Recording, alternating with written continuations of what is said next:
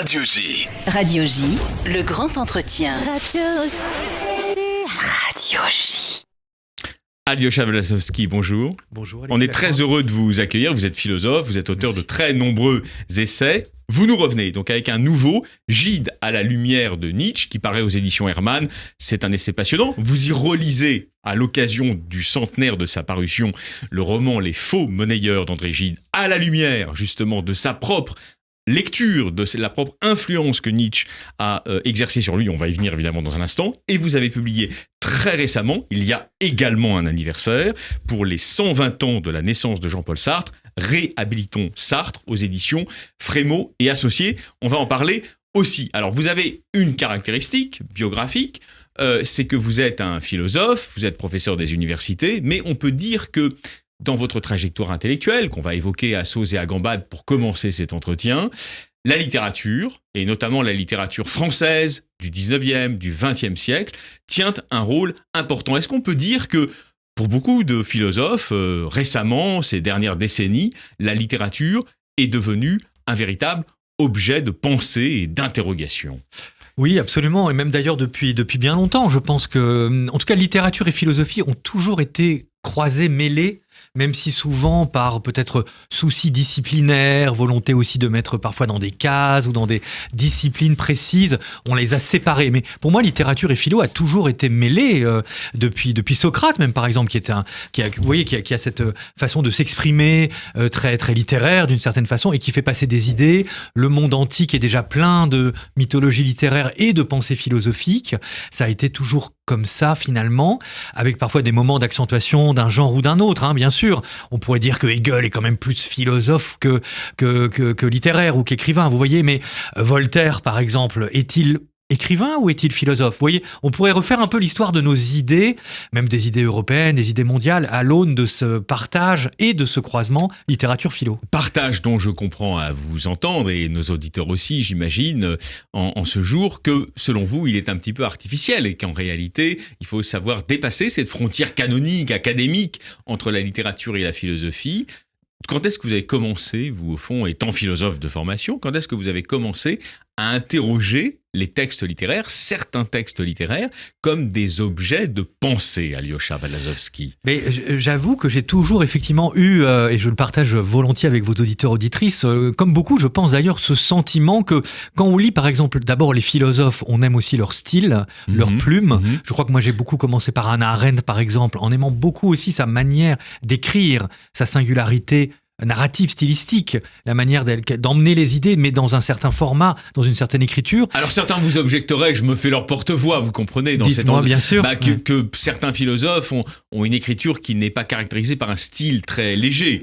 Non, en effet, mais justement, si on a une certaine sensibilité littéraire, ce qui est mon cas et le cas de beaucoup de monde, on arrive aux idées par aussi la plume, par l'écriture.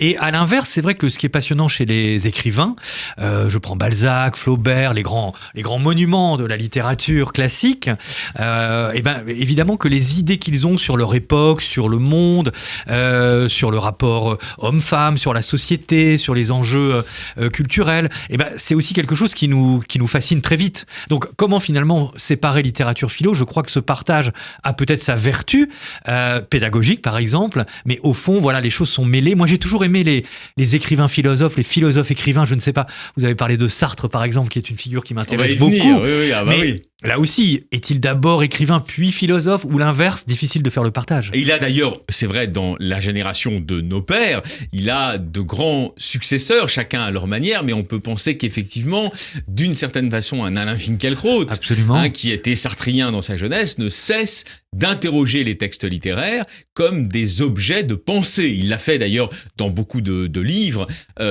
qui ont marqué, notamment publiés chez Stock à partir de 2008-2009, et qui ont marqué, disons, le débat public. Donc on peut dire qu'effectivement, beaucoup de philosophes aujourd'hui s'emparent des textes littéraires comme d'objets de pensée. Alors, commençons par le commencement. Je vous en prie, allez-y. Non, mais Alain Finkielkraut, c'est un très bon exemple, vous avez raison, parce que ce qu'il dit sur Philippe Roth, sur Kundera, sur Kafka, sur Albert Camus et d'autres.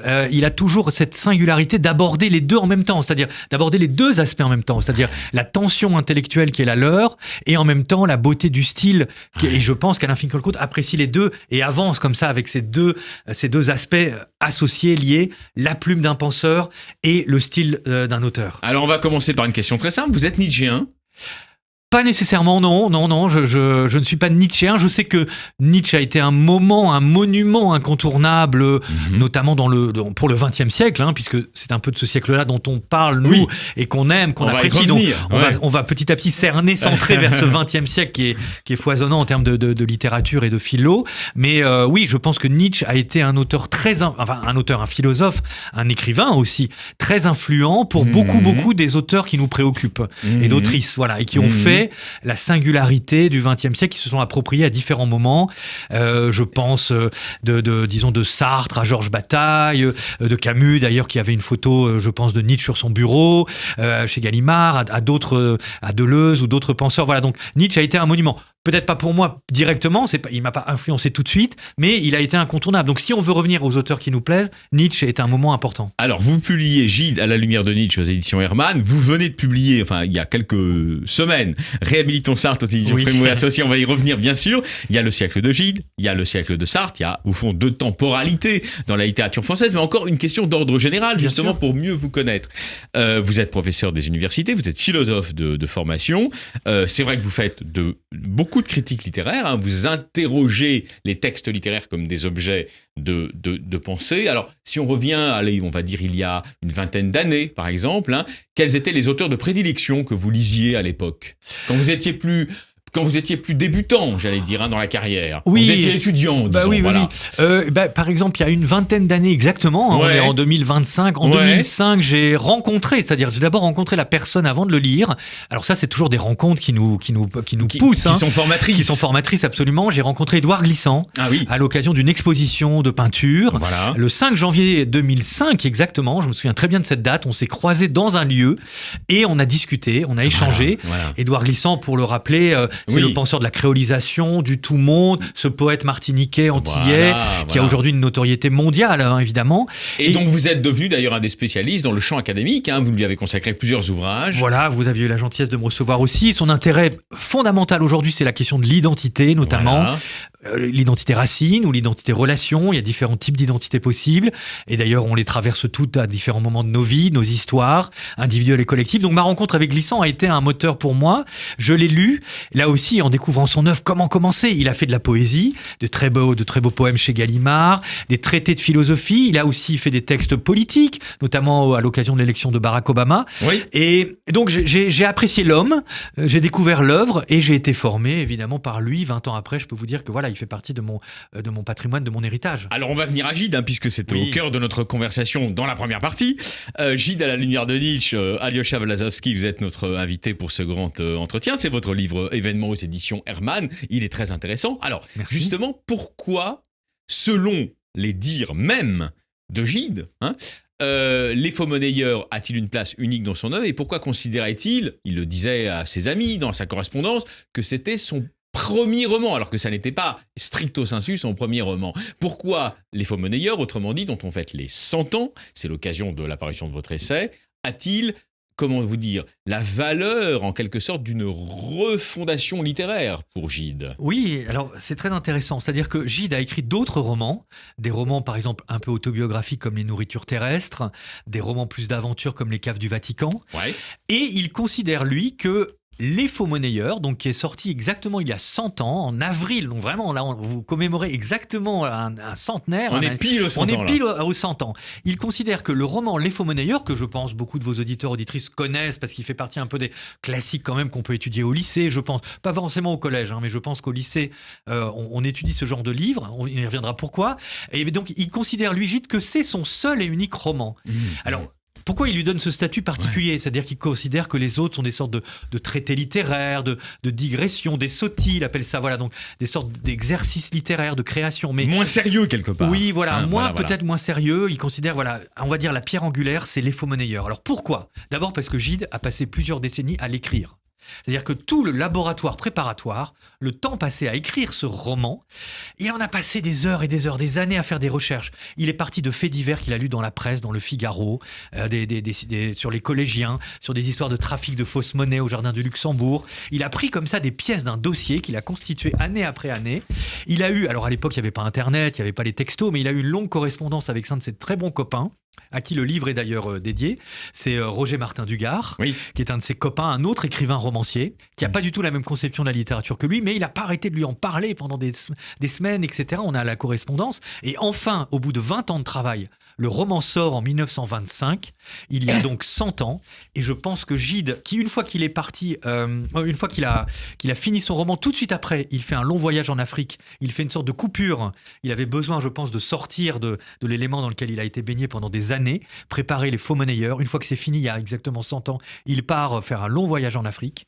Et les faux monnayeurs va rester un grand moment pour lui et pour l'histoire de la littérature française. Alors, on va venir au contenu de ce roman parce qu'il est un petit peu particulier. C'est une sorte de détournement du roman d'apprentissage vers le roman d'aventure. Vous allez nous analyser tout cela.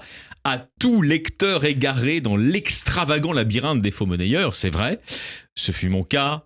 Écrit le préfacier de votre essai, si souvent depuis l'adolescence, on ne saurait trop conseiller de suivre l'un ou l'autre des fils d'Ariane, habilement tressés par l'érudition quasi policière d'Alyosha Vadlazowski. Et le préfacier ajoute son essai pieux et joueur, aussi savant que bienveillant, en propose plusieurs afin que vers ce roman compliqué, chaque apprenti gidien puisse désormais voler avec des idées simples. Alors on va pas faire un quiz à nos auditeurs, mais les plus cultivés d'entre eux auront reconnu le style étincelant du chroniqueur du Point, notre ami Jean-Paul Antoven, qui vous a offert cette très belle préface. Alors d'ailleurs, je remercie infiniment pour ce très beau texte, c'est un magnifique cadeau. Il est magnifique. Il est magnifique. Et le s'intitule le Zarathustra de la NRF. Alors je vous laisse commenter un petit peu, la manière dont Jean-Paul Antoven accroche vos lecteurs avec cette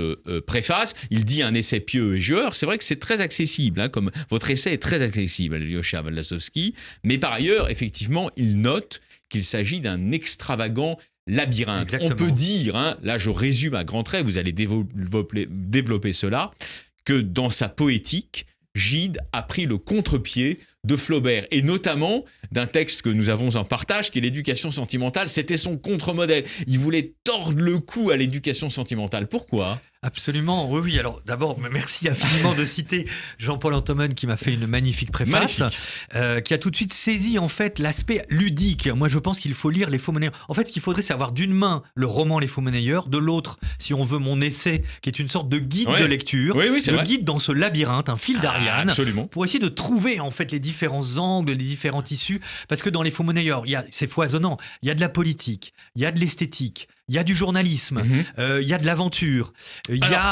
au cœur, vous m'autorisez quand même, il y a une sorte de trio passionnel, on peut dire ça comme ça, c'est souvent à cela qu'on le résume, avec deux personnages qui sont des polarités psychologiques et même philosophiques opposées, celui de Bernard et celui d'Olivier. Tout à fait. En fait, ce roman, mais je vais revenir à Flaubert, c'est-à-dire une des références, vous avez tout à fait raison. Enfin, il faut quand même dire aussi que le moment où sort Les Faux Monnayeurs en 1925, c'est-à-dire qu'on va être dans une période de grand renouvellement de la littérature. On a la recherche de Proust, on a Kafka, on a Ulysses de Joyce. Vous voyez, on a toute une série de romans qui vont d'un seul coup introduire une sorte de modernité. Je veux dire, il y a d'autres mots possibles, mais là, c'est quand même une modernité. Alors là, je vous pose une question, rupture, un changement total. Je vous pose une question de Béotien. La modernité, on la définit comment sur le plan romanesque ? Est-ce que c'est, par exemple, la généralisation du discours indirect libre ? Qu'est-ce qui caractérise la modernité romanesque par rapport à des romans, justement, dont Gide a voulu prendre le contre-pied ? On pense notamment au canonique Éducation sentimentale de Flaubert. Parce que, évidemment, qu'il n'y a pas de rupture sans grande lecture. Il n'y a pas de nouveauté sans un grand savoir accumulé, assimilé pendant des années. Rappelons que Gide... Toute nouveauté est un dépassement au sens hegelien du terme. Exactement. On ne peut faire voilà. ce pas que si on a intégré, macéré de nombreuses lectures. D'abord, Voilà. Gide est un grand lecteur. C'est un grand lecteur. Il lit les moralistes du XVIIe siècle. Il lit la littérature russe. Il est un grand traducteur de l'anglais. Il est un traducteur de Shakespeare. Donc, il a autour de lui énormément de livres, énormément de références littéraires qui ont construit, et parmi elles, il y a évidemment Nietzsche, mais beaucoup, ça va au-delà. On peut imaginer une sorte de bibliothèque gidienne, un labyrinthe dans lequel Gide a puisé pendant des années, et la modernité est en fait quelque chose qui en est simplement un petit basculement à un moment donné. Vous voyez, ça en est issu. Alors, qu'est-ce qui fait un changement radical ou un changement de modernité ? Moi, je vais vous donner un exemple qui est très simple. C'est que Gide décide, dans ce roman d'aventure, qui fonctionne effectivement par duo, par double. On a des sortes de couples duo. On a Bernard et Olivier, on a Passavant et Édouard. Robert de Passavant, vous voyez, un écrivain. On a Édouard, un autre écrivain. Tout fonctionne par duo, par double, par miroir.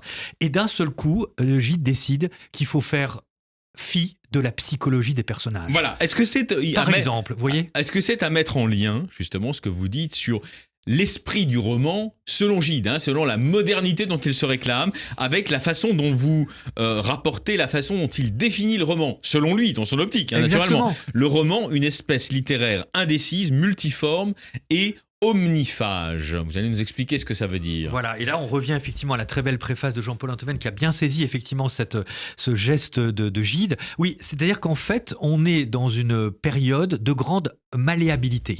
Il faut donner de la plasticité aux personnages au point qu'ils nous échappent, au point que les personnages, nous ne les maîtrisons plus. Ah, ça c'est intéressant comme leçon d'écrivain. Un écrivain qui vous dit que le narrateur n'a peut-être pas toutes les infos sur ses personnages.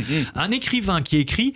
Et si on écoutait ce qui se passait derrière la porte, malheureusement, nous n'avons pas tout ce qui s'y passe. Ça, c'est votre définition, c'est intéressant. Ça, c'est intéressant. Vous donnez, au fond, en philosophe, une définition possible de la modernité romanesque. Ce qui caractériserait Gide, vous avez cité aussi Joyce, Kafka, Marcel Proust, évidemment, c'est qu'ils seraient, je reprends vos termes, des Einstein littéraires de la relativité, voilà, conduisant à une relativité généralisée des points de vue, des faits et des valeurs. Autrement dit, ils laissent les golems que sont leurs personnages évoluer sans leur contrôle permanent. Exactement. Ils renoncent quelque part à les contrôler, c'est ça ? Oui, on ne saura pas tout d'un personnage. C'est très important.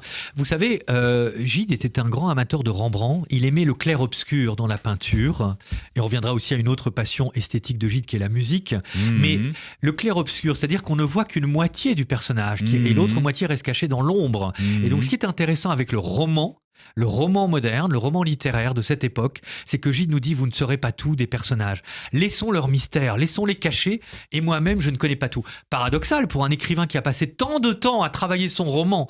Donc vous imaginez bien, parce que en plus, Gide nous donne les clés, il publie un livre qui s'appelle Le Journal des faux-monnayeurs. Ouais. Il fait lui-même son propre... 2 ans après. Voilà, 2 ans après, 1927, où on le dit, il va nous donner toutes les infos, tous les secrets, il va nous révéler des choses. Ce journal en dit encore moins, si vous voulez, sur les mystères de ces personnages. Donc, l'idée est intéressante. Je pense qu'aujourd'hui, nous qui aimons la littérature contemporaine, comme vos auditeurs auditrices, voilà, on n'épuise jamais les personnages. Ils nous accompagnent à un moment donné, mais ils nous échappent. Alors, nous avons une conversation passionnante sur votre trajectoire d'universitaire, de philosophe, de critique littéraire. Vous signez Gide à la lumière de Nietzsche aux excellentes éditions Hermann. On en fait un des fils rouges de notre conversation à sauce et à gambade. Au fond, ce que vous nous dites, je le traduis, c'est que le roman classique, on va dire, avait un auteur omniscient, qui prétendait tout savoir et tout faire savoir de ces personnages. Et puis là, il y a cette rupture. Exactement. Elle intervient quoi ? À la fin du 19e siècle ? Oui, au début du 20e siècle ? On va dire que c'est progressif. Un des modèles, par exemple, du personnage complet, le personnage total, c'est Balzac. Ouais. Par exemple, Balzac, on sait tout, on a la généalogie, etc. On sait tout. Donc on sait tout. Alors, un des tournants, c'est Dostoïevski, par exemple, dans la littérature russe, qui est un peu un antidote aussi à Tolstoï, qui était lui encore un peu... Tolstoï était encore l'écrivain classique. Ouais. Alors, voilà, il faut toujours éviter de faire des cases classiques modernes, mais faisons-le quand même un peu, parce que c'est intéressant. Nous sommes là aussi pour donner des pistes à vos auditeurs, auditrices sur les grandes idées, les grandes étapes de la littérature. Donc oui, il y a un tournant 19e, 20e, vous avez tout à fait raison. 1925, on est encore dans ce tournant, on est vraiment dans la suite de ça, le roman Les Faux-monnayeurs de cette époque. L'influence de Nietzsche, l'influence de différents penseurs va aussi servir à faire éclater en fait cette unité. Je vous donne un autre exemple très important. Freud. Freud, évidemment qu'il a eu une influence sur le mystère de la psyché. Oui, au fond, le roman se met à introduire progressivement l'idée du surmoi, mais aussi l'idée de l'inconscient. Exactement. Voilà. Et que nous-mêmes, nous ne savons pas, notre identité n'est jamais complète. Nous l'avons compris à la lumière de Freud, qui avait des patients, qui a fait tout ce travail de psychologie pour aider des malades, des patients, mais qui a au fond expliqué que notre inconscient nous échappe. On trouve des bribes dans le rêve, dans les mots d'esprit, dans les choses comme ça, mais voilà, nous ne sommes pas maîtres de notre maison. Alors, il y a Nietzsche, il y a Dostoïevski, c'est un petit peu les deux maîtres, en quelque sorte, de la rupture gidienne, et ça aboutit à ce que vous appelez, alors vous allez le traduire, la décristallisation et la dépersonnalisation des valeurs. Bon, on dirait un peu du Max Weber, qu'est-ce que ça veut dire concrètement ? Non, c'est pas un reproche. Qu'est-ce que ça veut dire concrètement, Alyosha Vadlazovski ? Non, alors c'est très intéressant, c'est-à-dire qu'en fait, et moi je lis les faux... Alors, en fait, les faux monnayeurs, d'abord, il y a un grand plaisir de lecture. Moi, j'invite vraiment vos auditeurs, auditrices... C'est pas ennuyeux, donc. C'est pas ennuyeux, il y a de l'action, il y a de la... l'aventure. Vous avez parlé aussi d'un roman d'apprentissage, donc on suit des jeunes qui découvrent un monde, un milieu, qui veulent s'en arracher. Mais alors, tout ce que vous dites sur la dépersonnalisation, la décristallisation, c'est aussi un rapport très intéressant sur la modernité, c'est-à-dire que maintenant, 1925, donc la société dans laquelle Gide écrit, c'est encore une société qui est classique, traditionnelle, conservatrice. Un peu corsetée. Exactement.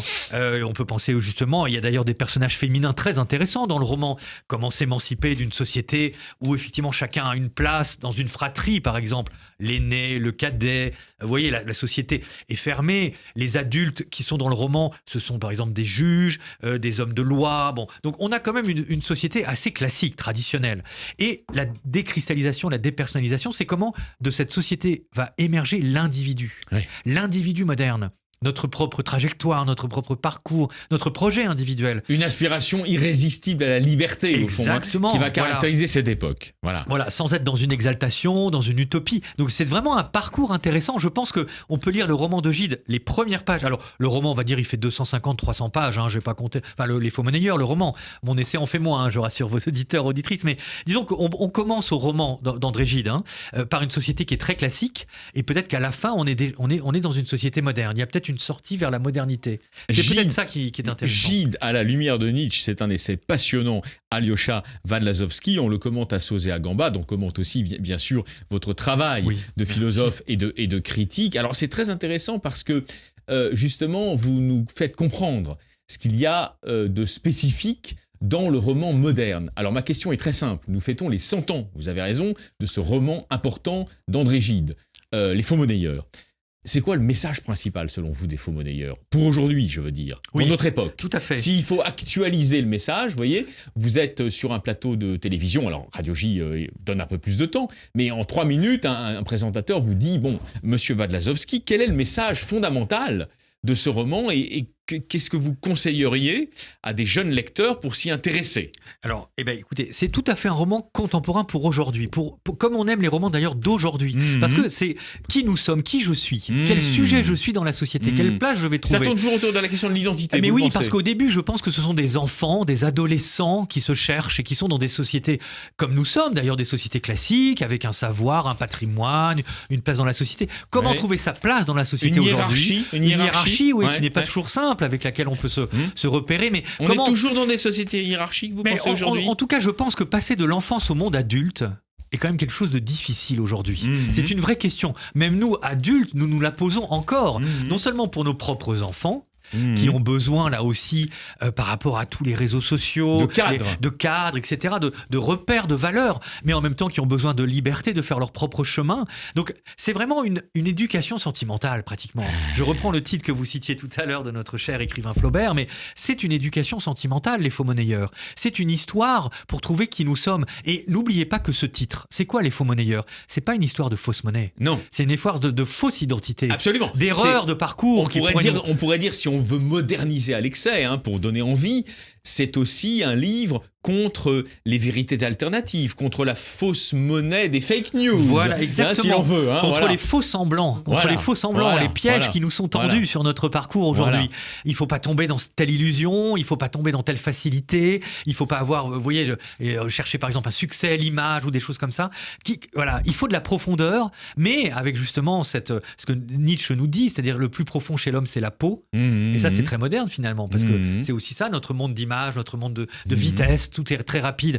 Mais c'est vraiment cette question-là que pose. Dans un monde de faux semblants, où trouver notre place ? Se prémunir des faux semblants. Alors, là, ma question va peut-être paraître naïve, mais je pense que beaucoup de nos auditrices, de nos auditeurs se la posent. Et comme vous êtes philosophe, je vous pose quelques questions philosophiques qu'ils ont envie de Avec vous poser. Avec grand plaisir. Alyosha à leur Valazovski. disposition. Il y a plus de faux semblants, vous pensez, en 2025 qu'en 1925, par exemple ? Écoutez, je pense que les faux semblants sont toujours là, qu'il y a toujours des risques, des dangers, au niveau de la société, au niveau de l'État, au niveau de la nation, au niveau du politique, au niveau du social, au niveau des images, des slogans. Vous voyez, comme on est quand même dans une société où il y a des facilités, des raccourcis. Ça va trop vite. Je pense qu'on fait des erreurs. Gide le mot de clé de départ, c'est ce fameux labyrinthe.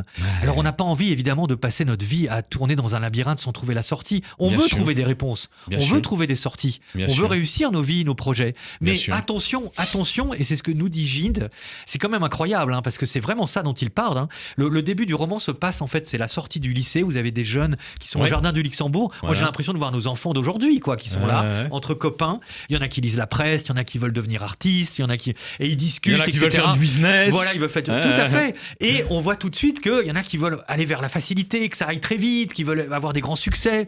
D'autres qui se disent ça va être plus compliqué. Alors, on a cette ambiance qui est très intéressante et qui est la nôtre aujourd'hui. Moi, je trouve que c'est un très bon roman pour nous expliquer effectivement ce danger du trop rapide, du trop vite, du trop facile.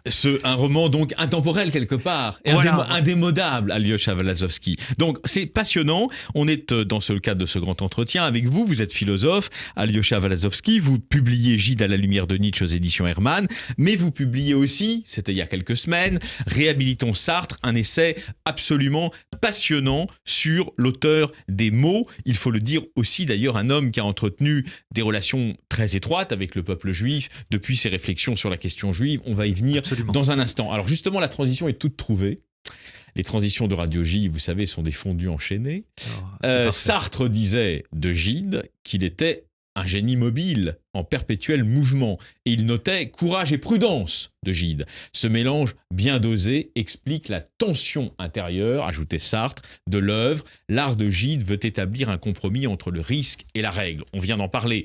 Est-ce qu'il ne parle pas aussi, quelque part, pardonnez-moi l'expression vulgaire, de lui quand il projette sur Gide ces qualités que je viens de rappeler à Alyosha Valazovski? Absolument. C'est un très bel article de Sartre à la mort de Gide, en 1951, qui s'appelle Gide vivant. Bien après la publication des Faux-monnayeurs. Mais les Faux-monnayeurs ont tellement marqué, vous savez, de multiples générations. J'y reviendrai parce que je pense que c'est ça qui m'intéresse aujourd'hui. C'est l'actualité finalement d'un roman qui a 100 ans. Et le lire aujourd'hui, c'est formidable. Je préfère lire le roman Les Faux-monnayeurs aujourd'hui avec le recul pour comprendre comment ma société fonctionne grâce à ce temps qui est passé. Alors vous êtes d'accord que je fais une incise, Mais vous avez tout à fait raison. Alors je fais une incise. Après on revient à Sartre.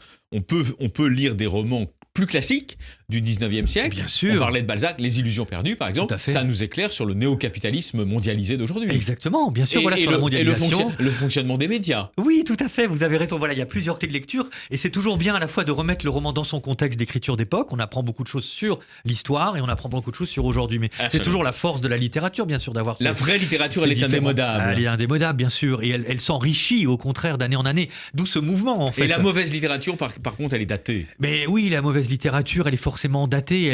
Elle est prise de vitesse, on va dire, par des littératures plus fulgurantes, plus intemporelles, plus risquées d'ailleurs.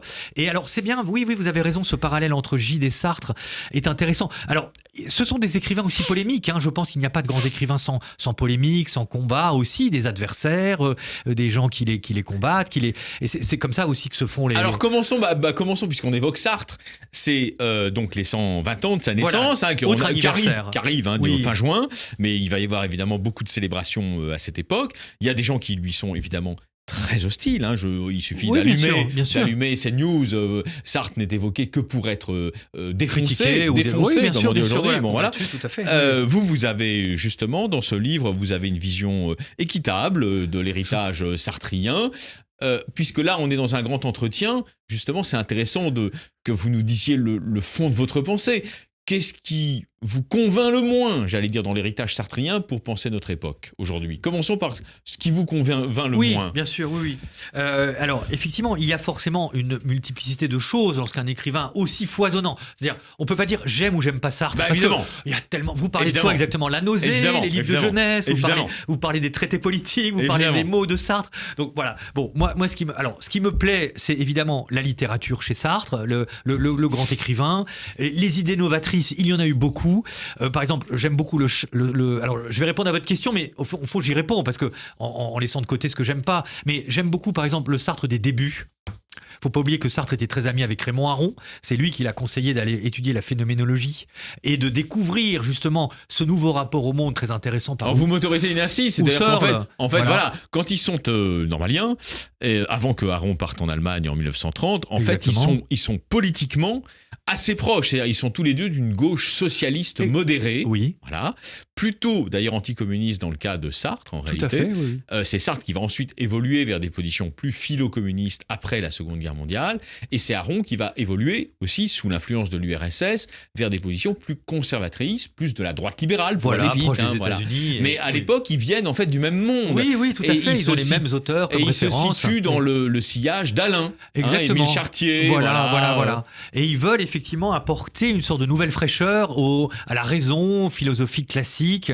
Et la nausée, moi je trouve que la nausée c'est un texte de rupture, là aussi intéressant, plus tardif que les faux monnayeurs. C'est pas la même période, mais c'est disons 10 ans plus tard. On a quand même. Gide d'ailleurs aime beaucoup la nausée de Sartre. Il trouve que c'est très intéressant, ce jeune écrivain pas encore connu. Pourquoi la nausée par exemple c'est intéressant? Parce que là aussi c'est un regard sur une société. En fait c'est presque un geste de rupture là aussi vis-à-vis d'une société qui est assez fermée, assez difficile, assez dure, avec des valeurs. Alors, je vous pose la question très simplement, c'est passionnant. La nausée, il faut le comprendre au sens métaphysique du terme, bien sûr. Mais Lévinas l'a dit, le dégoût devant l'être, la profusion de l'être. Mais c'est aussi le dégoût devant l'englument social. Oui, c'est ça. Mais oui, c'est la grande idée évidemment de Sartre, c'est le devenir plutôt que l'être. C'est plutôt le mouvement devant soi. Je deviens ce que je suis. On ne naît pas femme, on le devient, par exemple. C'est les idées existentialistes. C'est un gidien qui s'ignore. Mais quelque part, il y a ce mot. En tout cas, oui, leur point commun, c'est Nietzsche notamment. Vous voyez, on y revient. Quelque part. Vous prenez par exemple l'exemple célèbre, ça c'est dans L'être et le néant du garçon de café.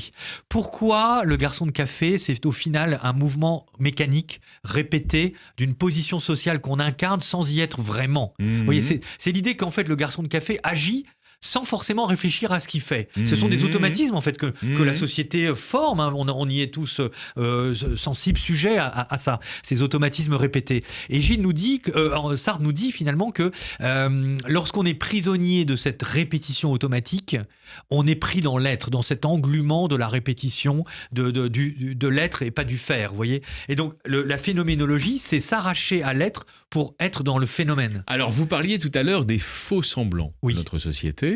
Il y a un autre lien entre Gide et Sartre, vous venez de l'évoquer, c'est que ces deux œuvres, qui sont évidemment très différentes, l'une est plus littéraire, l'autre est plus strictement philosophique, même s'il y a des dimensions littéraires dans l'œuvre sartrienne, mettent en garde chacune aujourd'hui, contre l'illusion de se prendre pour son être social, de croire qu'il se résume à son être social. Ce n'est pas parce que je suis journaliste de Radio J que je ne suis que journaliste de Radio J, etc., etc., etc. Vous pouvez le décliner dans toutes les situations. Bien sûr, et vous avez de multiples transversalités, de multiples, potentialités, de multiples éléments qui font qu'on ne se réduit pas à une unité fixe et fermée. Et d'ailleurs, on peut très bien dire, même dans l'être social, vous n'êtes pas le même journaliste de Radio J hier que demain. Peut-être. Non mais peut-être que vous aurez aussi, vous voyez, votre propre regard sur votre travail, sur votre être, sur votre pensée va évoluer, se transformer par nos échanges, par les multiples échanges que vous avez avec vos invités, vos auditeurs, auditrices. Donc en tout cas, bien sûr, l'être social est très important. Mais vous savez, par exemple, Pierre Bourdieu reprochera beaucoup à Sartre cet éloge d'une sorte de liberté permanente qui pourrait nous désocraliser. Alors vous savez pourquoi il le lui reproche. C'est parce qu'il pense que ça fait fi des déterminismes sociaux. Voilà justement. C'est pour ça que c'est intéressant de voir.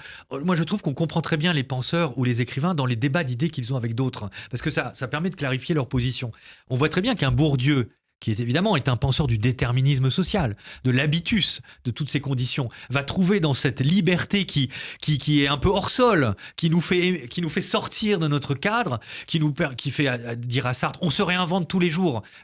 Alors, est-ce que c'est vrai ou est-ce que c'est faux ? Comment ça marche ? Là, voilà, ce sont des débats d'idées d'intellectuels qui me semblent vraiment essentiels. On n'est pas entièrement son être social, mais on l'est aussi, vous voyez. Absolument. Et on n'est pas simplement un individu, on est aussi dans sa collectivité, dans sa communauté. Et il y a toutes ces interactions. Je pense qu'on est à peu près à mi-chemin entre Sartre et Bourdieu, si vous voulez. On est un héritier, mais on est aussi un projet. Voilà, exactement. Et ben voilà, c'est très bien dit. C'est Alyosha parfait. C'est tout à fait ça. C'est passionnant, nous sommes ensemble. Donc, autour, évidemment, de vos 2 livres événements, Gide à la lumière de Nietzsche aux éditions Hermann, mais aussi ce Réhabilitatons Sartre, dont il est quand même important de parler à l'annonce de cet anniversaire important des 120 ans de sa naissance. Il y aura bientôt d'ailleurs aussi les 120 ans de la naissance de Raymond Aron. Voilà, ils sont nés la même année, 1905, tous les deux. Reste le plus mystérieux, c'est effectivement cet engagement précoce que vous analysez dans votre livre de Jean-Paul Sartre aux côtés des Juifs. Il y a une sorte de cheminement. Et ça commence... Alors, bon, on cite souvent les réflexions sur la question juive, et la phénoménologie de l'antisémitisme qu'il développe. Ça va beaucoup intéresser nos auditeurs sur Radio J. Un livre qui a eu un impact extrêmement important, il faut le rappeler. Vous allez le dire. Ah, voilà. oui. Mais ça commence en fait avant. Ça commence avant. Avec le personnage du camelot du roi, exactement. Lucien Fleurier, qui est un personnage, alors on va dire pour le coup, terrifiant, répulsif, sous la plume de Sartre, puisqu'il incarne justement la quintessence de cet antisémitisme des années 30, exactement. Qui, Alyosha, vous le savez mieux que quiconque, a terrifié aussi bien Raymond Aron que Jean-Paul Sartre. Absolument. Et là, c'est très intéressant ce que vous dites. Alors, c'est une nouvelle qui s'appelle L'enfance d'un chef. Voilà. C'est un des premiers textes que Sartre écrit sur la détestation d'un personnage, un anti-héros, un anti-humain, qui s'appelle Lucien Fleurier, qui va tomber dans l'antisémitisme. C'est au début un individu, on va dire lambda, de la société, qui n'a pas justement spécialement de projet au sens existentiel du terme, et qui se laisse endoctriner, embrigader, manipuler. Vous imaginez là aussi la modernité de ce texte sur l'enfance d'un chef, et qui va finir dans une scène terrible de violence où il tabasse avec un groupe des Camelots du Roi, une bande antisémite, d'extrémistes, tabasser un vendeur de journaux juifs. Et c'est terrible, qui a l'œil qui sort de ses globes, qui est donc en sang. Et la fin du texte montre justement comment ce personnage odieux, Lucien Fleurier, devient sûr de lui, gagne dans cette sorte d'assurance parce qu'il appartient à ce clan, voyez, à ce clan collectif d'extrémistes, et qui lui donne cette reconnaissance, cette place, en fait, voyez. Donc, c'est une anti-nouvelle, Sartre nous le dit très bien dans la préface, c'est l'échec de l'existentialisme, là. Alors, c'est l'échec de l'existence, en fait, tout court. On est avec vous, c'est passionnant. Vous nous offrez sur Radio J un très beau cours de philosophie appliquée avec de la littérature comme fil rouge. C'est passionnant, justement. Est-ce que ça voudrait dire que l'antisémitisme, c'est l'expression suprême de ce que Sartre bientôt va appeler le salaud? Exactement. Oui, c'est tout à fait. Le terme vient un peu plus tard. Ce concept du salaud qui se réfugie dans ses droits. Ouais. C'est une des définitions. Il y en a plusieurs que donne Sartre. Celui qui se réfugie dans ses droits, dans ce positionnement, et qui juge les autres, qui les méprise, qui les violente par sa position dominante et extrêmement violente. Il se pense campé dans l'être. Exactement. Voilà, prisonnier de ses droits, de son pouvoir, de son autorité, de ses privilèges. C'est tout l'inverse de l'existentialisme, qui est prendre le risque de l'existence, le risque des autres. En fait, l'enfer, c'est les autres. C'est aussi une formule sartrienne bien connue, mais qui en fait invite à prendre le risque des autres. La rencontre avec l'autre est très importante pour Sartre. L'être pour autrui, c'est très important. Il y a tout un débat philosophique entre l'être et l'étant, entre l'en-soi et le pour-soi, etc. Mais moi, j'invite vraiment vos auditeurs, auditrices à découvrir. C'est un peu le fil rouge de notre rencontre, au fond, et je pense que ça fonctionne chez beaucoup d'auteurs que j'aime, que ce soit Glissant, que ce soit Sartre. C'est rentrer dans les idées philosophiques par la littérature. Alors, Donc lisez L'enfance d'un chef, ce texte qui dénonce l'antisémitisme, lisez La nausée qui dénonce aussi le pouvoir des droits sur autrui et qui montre justement comment en fait la société fabrique ses monstres. il nous reste 7 minutes ensemble, Alyosha Waldasowski. Cette conversation est absolument passionnante. Je rappelle, Gide à la lumière de Nietzsche aux éditions Hermann, mais aussi Réhabilitons Sartre, votre avant-dernier livre aux éditions Frémaux et Et Associés. si vous me le permettez, associer les deux livres, c'est très intéressant, c'est un diptyque en fait. C'est un Parce que Gide introduit la modernité du début du XXe siècle, la première partie, et Sartre fait de même avec la seconde partie du XXe siècle. Ils ont à peu près le même rôle. Alors, hein. vous auriez pu les appeler le siècle de Gide, le siècle de Sartre. Effectivement. Alors- Ça aurait pu être les sous-titres de deux livres qui auraient fait un seul tome. Alors, voilà, En le deux siècle de parties. Gide, le siècle de Sartre, c'est bien, on a couvert un espace important. Alors, C'est vrai. je ne peux pas ne pas vous poser la question. C'est même le thème de livres qui paraissent en ce moment. Beaucoup de nos auditeurs, d'ailleurs, doivent le penser, sincèrement. Ils doivent se dire, bon, Jean-Paul Sartre, certes, esprit brillant, multicasquette, comme on dit aujourd'hui, tous les talents de dramaturge, de philosophe, l'être et le néant, mais aussi de romancier, les mots, on vient d'en parler, de pamphlétaire, l'essai sur l'antisémitisme, etc., etc. Mais enfin, qu'est-ce qui s'est planté, disent beaucoup de gens. Qu'est-ce que vous répondez à ça? Je réponds à ça que Sartre est le premier critique de lui-même. Ouais. Alors d'abord, on se trompe lorsqu'on dit que Sartre s'obstine dans Ouais. ses erreurs. D'accord. Ça, c'est pas vrai. Ah, c'est intéressant. Allez-y. Ah, ça, c'est pas vrai. Allez-y. Ah oui, oui, oui. Si on veut par exemple parler de la relation entre Sartre et le marxisme, voilà, ne le résumons pas, c'est une erreur.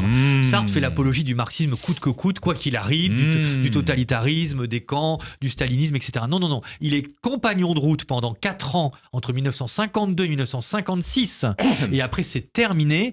Et avant, il est très critique du marxisme et du communisme, notamment en réhabilitant la personne de son ami Paul Nizan, qui a été calomnié par les communistes qui l'ont considéré comme un traître pendant la Seconde Guerre mondiale. Absolument. Donc Sartre, on ne peut pas dire, c'est une fausse phrase, Sartre est un allié des communistes. De quelle période parlons-nous? Vous voyez Alors, ce que je veux dire? Est-ce qu'aujourd'hui, Donc, C'est toujours plus complexe en fait. que- J'embraye sur ce que vous Bien dites, sûr. parce que la question se pose. Il y a ceux, et il y en a beaucoup, des intellectuels libéraux, au sens large, hein, qui veulent enfermer Sartre dans le purgatoire de l'erreur permanente. Oui, oui, oui, Hein, tout à voilà. fait. Et je ne veux pas faire semblant, hein, vous voyez encore une fois, hein, je veux Voilà. tout à fait mais discuter il y a de ça. il y a beaucoup d'esprits aujourd'hui en Bien sûr, France bien qui sûr. sont d'ailleurs pas forcément mal intentionnés, ils Non, sont non, sincères mais- dans leurs convictions, que c'est un homme qui n'a cessé de se tromper jusqu'à à la rédemption que vous connaissez, photographique, aux côtés d'André Glucksmann et de Raymond Aron, Exactement. pour Sur le parvis soutenir, de l'Élysée. voilà, les boat Les boat people people. persécutés par le régime communiste vietnamien. Tout à fait. Jusque-là, ils disent, mais il n'a cessé d'enchaîner les erreurs, un peu comme un mauvais skieur, vous savez, qui Oui, se oui. prend tous les Il se palais prend toutes les gamelles, quoi. et Il tous fait- les il palais, prend- toutes les gamelles. Voilà, Bon. il prend toutes les gamelles à chaque Bon. tournant. Alors, vous nous dites c'est plus compliqué. Oui. Voilà. Et si vous deviez, pour les auditeurs de Radio J, parce que c'est une conversation passionnante et profonde que nous Merci. avons aujourd'hui, Alyosha, si vous devez nous dire, dans ces engagements, quels étaient les moments de lumière, justement, les moments de bonne inspiration, les moments d'intelligence, au fond, de Jean-Paul Sartre, Oui. vis-à-vis, alors, de l'indécision fondamentale des affaires humaines, on est d'accord. Bien hein. sûr, oui, oui. Alors, il y a effectivement à la fois erreur et lumière. Ouais, ouais. Il y a, par Ouais. exemple, alors moi j'aime beaucoup le grand soutien qu'il donne à Claude Lanzmann, par Oui, exemple. C'est quand oui. même les réflexions sur la question juive Oui. ont beaucoup touché Ouais. de Pierre Vidal-Naquet à Alain Finkielkraut, Oui. de Bernard-Henri Lévy à Claude Lanzmann. Plus tardivement pour eux, bien Et oui, sûr. bien hein, sûr, voilà. pour chaque génération qui a pris ce livre et qui en a fait quelque chose pour son combat, pour son Voilà, travail, pour son identité, pour Voilà. son histoire, pour sa mémoire. Voilà. Je pense que le rôle de Sartre a été pivot pour de nombreuses personnes. Et alors, il faut d'abord faire un geste qui est en fait de sortir Sartre de son socle franco-français, parce qu'il a une influence internationale pour différentes personnes. Vous voyez, dans différents milieux. Et des milieux qui sont même opposés et contradictoires. C'est ça qui est intéressant avec Sartre, c'est que certains se le sont réappropriés et face à d'autres adversaires qui aussi se référaient de Sartre. Moi, j'aime bien, par exemple, le Sartre vieillissant, Ouais. qui va avec Benny Lévy, Oui. qui va avant avec Daniel Oui. Cohn-Bendit, à d'autres périodes, Oui. qui va être aux côtés de la jeunesse pour des gens qui cherchent justement une pensée, à renouveler les idées. Et il est ouvert, Sartre, en fait, contrairement à ce qu'on pense, et malgré les erreurs, hein, je les mets pas de côté, il faut les affronter, hein, je veux dire. Mais le dialogue avec Benny Lévy, Oui, qui est très beau. qui est très beau, c'est quand même un Sartre qui est aveugle.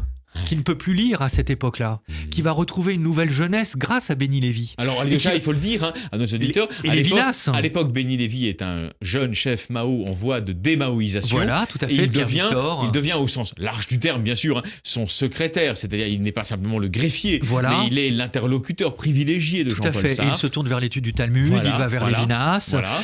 Et Sartre est ouvert à ces conversations.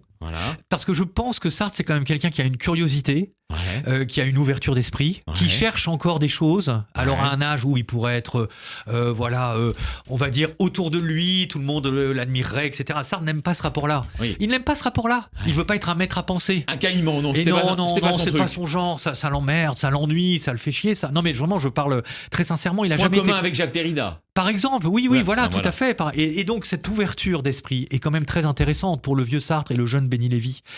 Ça ouvre quand même des portes et des perspectives. L'espoir maintenant, c'est un texte magnifique, ces entretiens publiés dans le Nouvel Obs quelque temps avant la mort de Sartre. Il a aimé Israël. Il y est allé plusieurs fois, il y a des amis, il y a un attachement, et ça, c'est très important. Et je pense qu'il faut voir Sartre comme un parcours, une sorte de quête, jamais satisfaisante, jamais achevée, avec des erreurs, des moments de parcours. Mais voilà, moi j'aime Sartre aussi lorsqu'il va dans la rue, parce qu'au fond, c'est intéressant pour un intellectuel de chercher aussi de participer à la société, de participer au combat. Peut-être qu'il fait des erreurs, mais Bernard-Henri Lévy, par exemple, je pense qu'il garde ce geste sartrien qui est très fort, qui est celui d'aller là où ça se passe, d'aller voir aussi les combats qui nous préoccupent, qui bouleversent notre société. Comment faire ? On n'a pas les solutions, vous voyez, immédiates, mais on s'y intéresse, on s'y préoccupe. Donc, moi, je pense qu'il y a beaucoup de Sartre différents. Il faut en garder quelques-uns, peut-être, sans jeter le bébé avec l'eau du bain. C'est passionnant. Réhabilitons Sartre aux éditions Frémaux et Associés. Gide à la lumière de Nietzsche aux éditions Hermann, Alyosha Waldazowski. Cette conversation, évidemment, est passionnante. Et ceux qui, aujourd'hui, alors rêveraient de liquider définitivement l'héritage sartrien, de l'écarter, vous pensez qu'ils veulent quoi ? Ils veulent que le modèle de l'intellectuel engagé à la française n'existe plus jamais. Ils veulent le diffamer à jamais, le discréditer à jamais. Mais c'est une grande erreur, parce que l'affaire Dreyfus nous a montré, c'est très important, le rôle de l'intellectuel en France, de l'écrivain en France, et même d'ailleurs dans le monde. Il est fondamental, il est très important. Tout le monde essaye si vous voulez, évidemment que c'est complexe comme situation, mais tous les écrivains, tous les penseurs en sont les héritiers aujourd'hui. Je pense qu'on ne peut pas séparer l'histoire des idées de ces questions-là. Voltaire, Zola, Sartre aussi à sa façon, Victor Hugo bien sûr avant. Enfin, vous voyez, il y a tout un labyrinthe quand même de penseurs qui ont été des intellectuels engagés. C'est quand même une belle notion qu'il faut pas oublier. On en a besoin aujourd'hui. On en a besoin aujourd'hui. Ah oui, on en a besoin aujourd'hui. Et vous voyez émerger qui, justement, parmi les sectateurs ou les héritiers de Jean-Paul Sartre dans le paysage intellectuel international ? Alors, je pense effectivement que, en tout cas, là où il y a une rupture, c'est que l'écrivain total n'existe plus. Sartre qui se mêlait de tout, ça n'est plus possible aujourd'hui. On ne peut pas être sur tous les fronts. On est plus dans des domaines de spécialité au sens large. Il faut quand même choisir ses combats, il faut bien les mener, il faut bien se préparer. C'est très complexe aujourd'hui. Mais je pense effectivement que Bernard-Henri Lévy est on vient d'en parler, c'est une grande figure qui est passé justement par l'héritage de Béni Lévy, de Sartre, et qui a son propre parcours. On peut renvoyer d'ailleurs à son très beau livre qui est très sincère, Le siècle de Sartre. Tout à fait, qui a été publié en 2000, si je ne me trompe pas. Tout à fait. Donc il y a déjà quelques temps. Mais on retrouve dans Solitude d'Israël aussi ce souci, évidemment. Et on trouve aussi, par exemple, dans Nuit Blanche, quelque chose qui renvoie au mot de Sartre. Absolument. Vous voyez, donc son livre d'insomnie. Exactement, son livre d'insomnie, son livre de littérature aussi, quelque part, vous voyez. Et donc, je pense que Sartre doit inspirer, pas simplement du dégoût, du rejet, mais doit inspirer aussi de la motivation pour les jeunes générations. Le thème du prochain livre, vous pouvez déjà nous le dévoiler vraiment, c'est du teasing qu'on fait là, pour Radio J en exclusivité. Écoutez, si par hasard bien sûr, pas trop indiscret. Non, bien sûr. Écoutez, je vais vous le dire. Il y a un thème sur lequel j'aime beaucoup travailler, c'est la question du rythme. Ah oui. Et je vais y revenir très prochainement. À chacun son livre. C'était votre un livre récent d'il y a 2 ans. Exactement. Et je continue de travailler sur ces questions actuellement. En tout cas, nous avons eu une conversation passionnante ce dimanche après-midi et rythmée, Alyosha Waldazowski. Je l'espère pour vos auditeurs, auditrices qui ont pris du plaisir à nous suivre. Gide à la lumière de Nietzsche, c'est votre livre événement aux éditions Hermann. Merci infiniment. Merci beaucoup. Très bonne semaine, Shavuot Tov. Shabbat Tov, merci beaucoup.